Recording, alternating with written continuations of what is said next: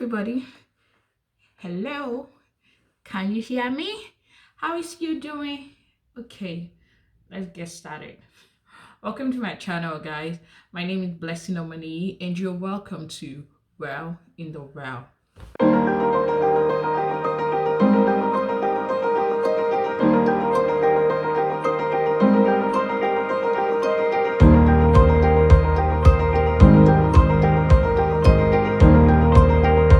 Hello, everyone, ladies and gentlemen, actually.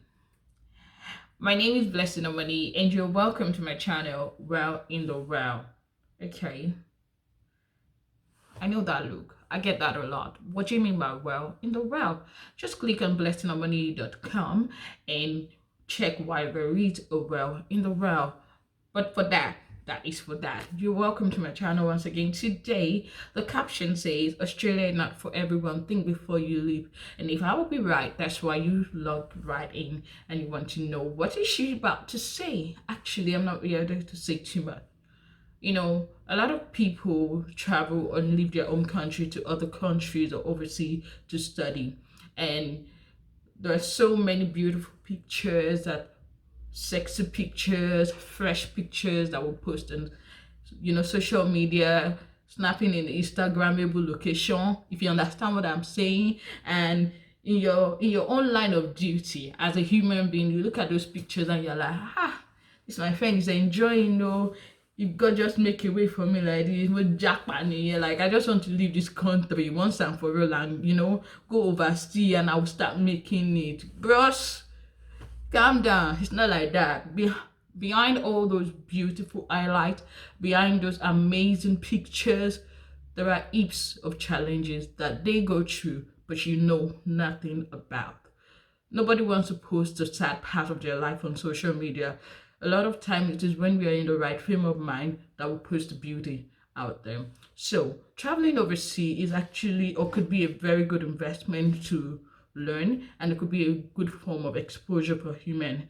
But as an international student here in Australia, there are a lot of things you have to prepare your mind for before you move.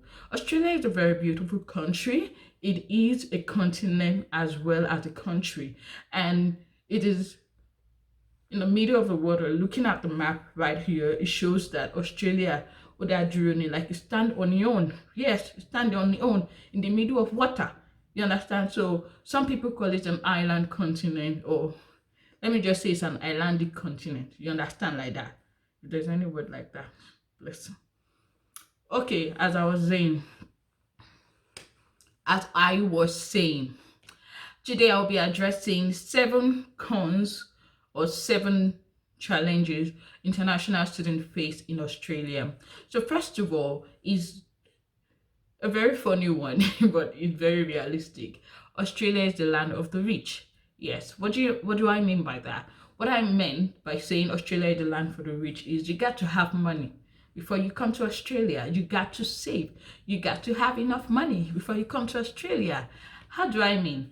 As an international student, it's really, really expensive living in Australia because it's really, really expensive. So when you come in, it's required that you budget for an annual cost of living of 20,209 Australian dollars for your living cost, or for your cost of living, sorry. And that's not much, or maybe it's not much for a lot of people, but that's just basic annual cost of living expected. Most likely going to be more along the line. And if you're not married, or you have children, or you are coming with a guardian, that one is another ball game entirely. But let us focus on one man, one person. One person is coming to Australia. Your cost of living is estimated to be around 20,209 Australian dollars, and that's excluding your overall student health cover, as well as your tuition fee. Uni in Australia costs roughly around 10,500 and above. I think that's the minimum I've heard. It's 10,500 per semester. And bear in mind, a semester is 3 months. So if you are coming to Australia, you have to prepare your financial financial resources as much as you're preparing your mind to travel overseas. Don't just prepare your mind that I'm afraid jackpot. You have to think of the fact that you have to just no, you have to secure the bag before you will fly like that. Um, so that's it. Second point is the fact that Australia is a multicultural country.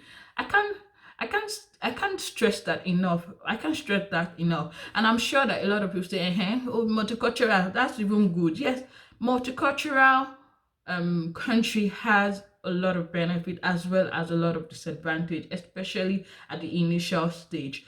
I have a friend who actually suffered from cultural shock when she first came into Australia. Cultural shock is when you're having difficulty integrating yourself into the society because of a different environment, different way of life, different culture. It's very hard for people to, easily match up with what is going on in a new country. And Australia is the land of no one. That's how I call it, because we have Asians, we have Middle East, we have the Africans, we have the Europeans, we have the Americans, we have so many people from all aspects of the continent, all in Australia. And the way they do in China is definitely not the way they do in India. The way they do in Ghana, we might have similarities, but it's not exactly the same way they do in Nigeria. Now, imagine finding yourself in a community or in a country where you have people with different beliefs, different way of life, different way of doing things. What might seem wrong in your country is absolutely the right way of doing things in their own country. A lot of times you might get lost in transit trying to find where you belong or trying to find your spot. So that alone in itself can cause culture shock. And if culture shock is not well managed, it has a very long way of affecting one mentally and causing one to be lonely, because at that point you just want to keep it to yourself because you don't know when you step on the next person's shoe. So a lot of times culture shock can be disastrous for an international student if it is not well managed. Another challenge international students face in Australia is the fact that Australia is a very far away place. Like I showed you in this map, Australia, Odajuro, is stand on your own in the water. So, do you know that it takes about 13,947 kilometers, greater than or equals to, it's an estimate, from Lagos to Australia? That one is not even small. If you now take Emirates Airline, that's like the fastest way to get to Australia from Nigeria. You stop at Dubai, maybe after 6 to 7 hours, you're in Dubai. Then from Dubai to Sydney is around 13 to 14 hours. That's approximately around 21 hours. I've not added your stopover, because some stopover are like one night, some stopover are like, some are fast and like 2 hours, but you don't know because you don't, except if your father has a private jet, you can fly in and, fly out as you like. But people like us, like this, we are managing. Our father is not, he have not buy a private jet yet, so we have to board the plane. So in case of emergency, I miss my mommy, God forbid bad thing, you're not feeling fine, your daddy or mommy cannot rush down and say, oh mommy, where's my child, let me come and stay with my child in the hospital. It's a very, very far country that before you leap, you have to think well, budget, plan, and buy your ticket before you fly to Nigeria.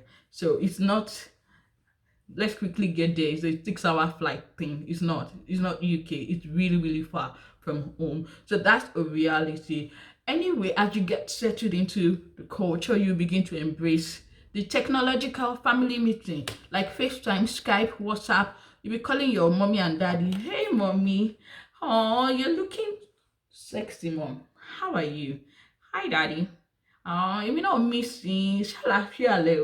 Okay, we have family meeting. And so kind of okay, that's how you people will be doing. But we all know that technology cannot replace physical connection or physical presence. So a lot of times you're still homesick. It's natural. You will still feel sick because you will miss your family, especially if you're really, really close to your parent, or you're close to your sibling, or you have friends that you hardly can do without. You're so used to them. It's going to be very hard for you migrating. It's going to be very hard for you coping, because it's not a place that you can quickly rush over to and rush back into.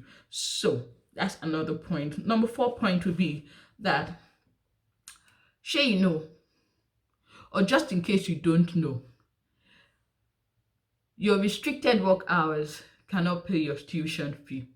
Mm. I know the agent told you that you'll be able to pay your school fees. That one is not new. We all know that, but that one is scam. Scam of the highest order. They'll tell you that don't worry, when you get to Australia, it's the land flowing with milk and honey. Yes, it's flowing with milk and honey, but the milk and honey is not flowing on the street, it's not flowing on the road. You have to drill to find the milk and the honey. It's not like that on the road, or you pick it on the street because apartment more, so there's no money flowing on the street. Yeah, you have, as an international student, in most cases, I'm not going to generalize, you have a restricted working hours of 40 hours per fortnight, and a fortnight is 2 weeks. So every 2 weeks you're restricted to work for 40 hours. And what 40 hours can do for you is literally to just pay for your living costs. It cannot actually pay your school fees in addition. So if, for instance, you're earning $25 per hour for working, and in a week you work for 20 hours, let's do small arithmetic. 20 times 25 is $500, Abby. Now, if you now minus tax, when they take tax away from your money, roughly around $80 on or $100, they will deduct it from your income. You are left with a net income of about $420. Now, you pay house rent, you pay for transportation, you pay for feeding, you pay for this, pay for that in a week. And I tell you, all this thing I'm telling you, accommodation alone, that one is gold. Talk more of food, groceries, that one is silver. You now talk about transportation, that one is diamond. There is nothing here that is actually cheap. It's really, really on the high side, because the cost of living equates to the standard of living. So the more you earn, the more you spend. It's just a natural economic law here in Australia. So if by the time you calculate it, roughly you're spending about $380 or $390 per week, minus your $420 residual income. Please, how much are you left with? Batakbabi, in a nutshell, maybe you have $50 residual income. And that $50, if you save it for 1 year, I don't think you can even pay your school fees with that amount of money, because we are talking about $12,000 and above per semester for school fees. Yes, you have the chance to work full-time during your holidays, but that's about 3 to 5 months in a year.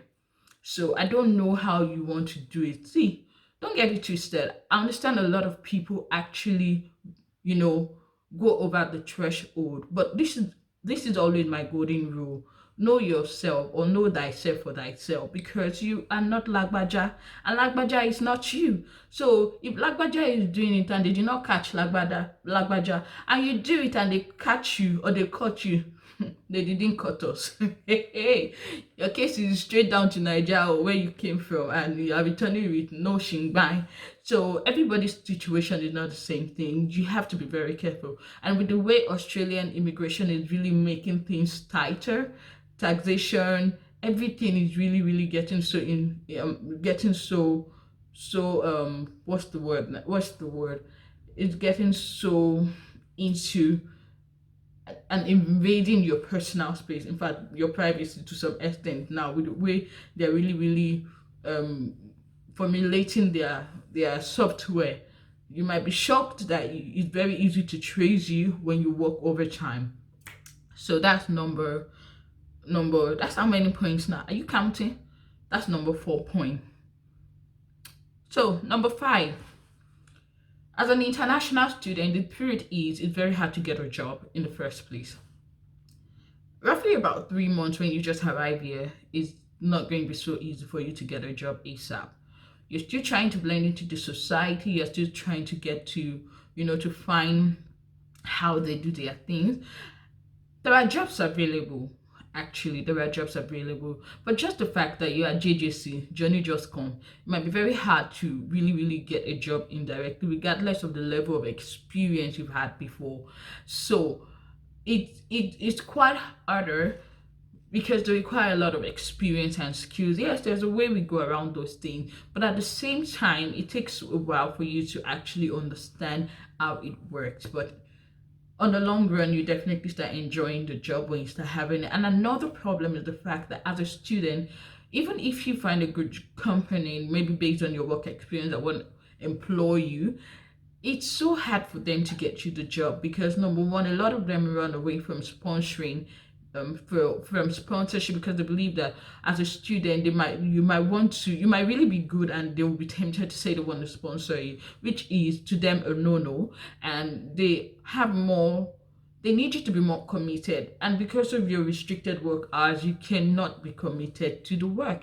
So in most cases you get a casual role or a part-time role. Part-time is even very scarce, to be honest, because that's more a permanent staff. So in most cases you get a casual role for the job, and that is on ad hoc basis, so you're not guaranteed any space. They only call you when they need you, so that can really be tough until when you get into the system. I remember when I first came out, I was looking for a job, and my friend gave me a link to apply for a cleaning job and all that. So I remember applying, but I was already well informed on how to prepare my resume, write down the whole experience and all that. And then I went for the interview, and they were asking me, how many years of experience do you have in cleaning, professional experience? And in my head of it, I was not laughing, like, this madam does not know that I've been cleaning since my mother's home.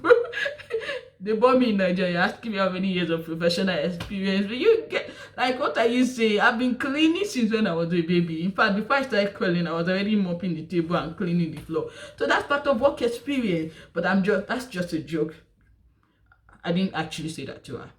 I was just thinking into my mind, like, what do you mean by work experience in cleaning? I've been cleaning since I was born. Simple. So that is number 5.